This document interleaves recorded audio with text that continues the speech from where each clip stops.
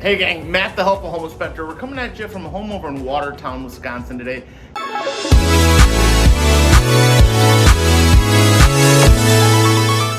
This home was, well, somebody said it was 1860, somebody said it was 1890.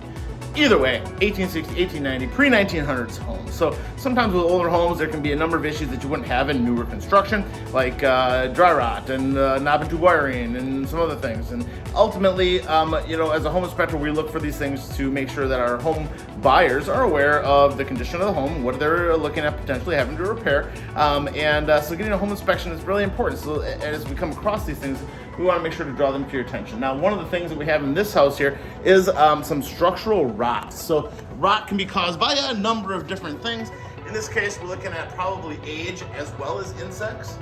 Okay. Now, lots of times when insects get involved, they usually come in after the wood has already started to dry rot or rot from moisture because they like the soft wood. It's easier for them to chew. Now, in the case of termites, they really don't care, but we don't have a lot of termites up here in Wisconsin. We have a lot of puddle post beetles, we have wood-boring ants, we have wood-boring bees, that kind of stuff. But ultimately, whenever we see this kind of damage, we're going to have some major structural repairs here. Now, not all of the structural beams or elements have rot or damage to them, but nonetheless, we're still going to have some significant repairs.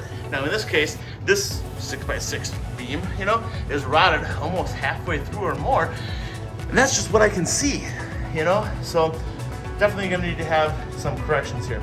Along with this rot, we also have some sketchy columns.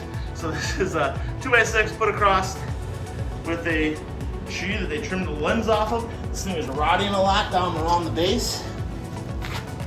And then if we come over here, we can actually see we got another one of those wood columns there with a couple of shims of wood up there and a couple of shims of wood down there. Either way, no bueno. We're gonna have to have somebody come and take a look at the property here to make sure that the structure needs to get improved. Well, make sure that the structure gets improved to what it needs to in order to survive for a long period of time and last a good long time.